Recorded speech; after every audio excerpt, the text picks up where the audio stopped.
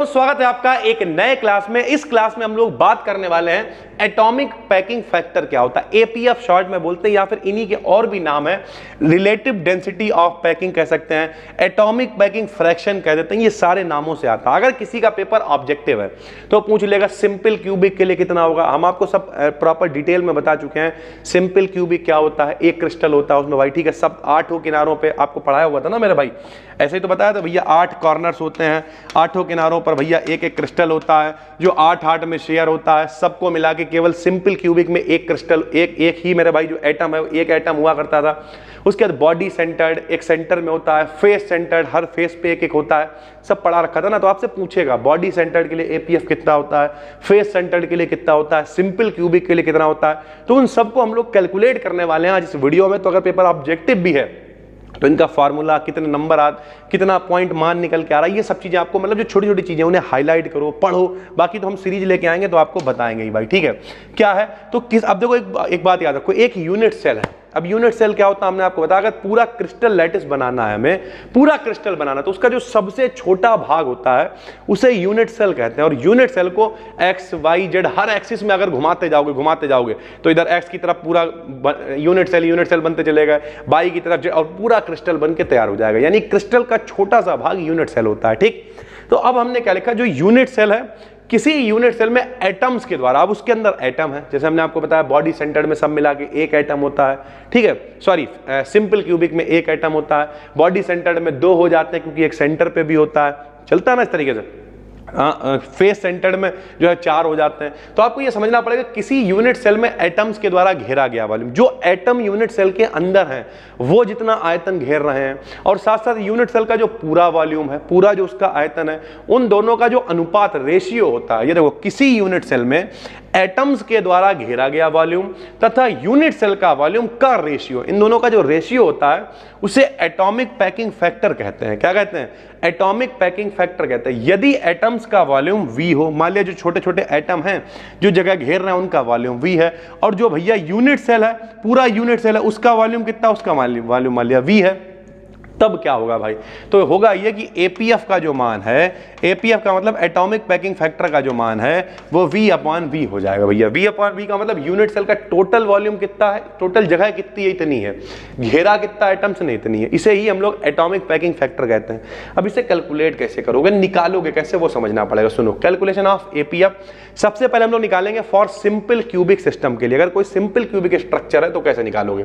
सभी को पता है कि सिंपल क्यूबिक जो स्ट्रक्चर होता है उसमें number of atoms per unit cell कितने होते हैं? 1। पूरे यूनिट सेल में एक ही एटम होता है भाई, ठीक है। और भैया सिंपल क्यूबिक की जो रेडियस होती है वो A/2 होती है। आपने 12th में पढ़ी होगी, ठीक है, नहीं पढ़ी होगी तो आप आज से सीख लो भाई। सिंपल क्यूबिक की जो रेडियस होती है वो A/2 होती है। अब हमें पता है कि भैया वॉल्यूम क्या, अगर कोई भैया एटम है, ठीक है, एटम का वॉल्यूम, अरे यार गोले का आयतन कितना होता है?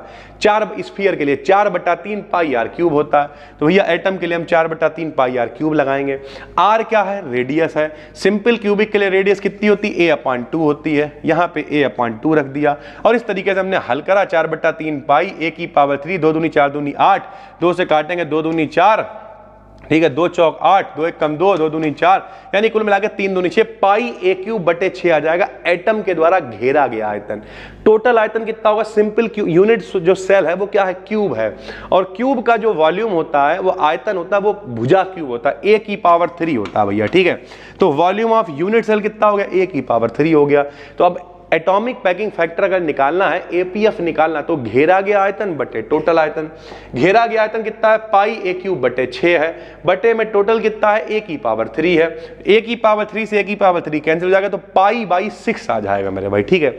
अगर आप इसे सॉल्व करोगे, हल करोगे तो पाई का मान यहाँ रख दो भाई, 3.14 आप रखोगे, इसका आंसर लगभग आ जाएगा 0.523 भाई, ठीक है। तो एटॉमिक पैकिंग फैक्टर जो होता है वो पाई/6 या 0.523 होता है। किसके लिए बताओ? किसके लिए? ये होता है मेरे भाई सिंपल क्यूबिक सिस्टम के लिए। अगर कोई कहते हैं बॉडी सेंटर्ड के लिए बताओ, तो बॉडी सेंटर्ड के लिए जो number of atom unit cell में वो 1 नहीं होता, सिंपल में 1 होता, बॉडी सेंटर्ड में 2 हो जाते हैं। और इसकी रेडियस r/a/2 नहीं होगी, इसकी रेडियस होगी √3a/4 होती है भाई, ठीक है। सेम कंडीशन लगाएंगे। वॉल्यूम ऑफ एटम्स, आपकी एक एटम जो है नहीं 2 है तो 2 से गुणा कर देंगे, 4/3 πr3। रेडियस इतनी होती बॉडी सेंटर्ड के लिए, तो ये यहां मान रख देंगे, √3a/4 का होल ऑफ क्यूब रख दिया।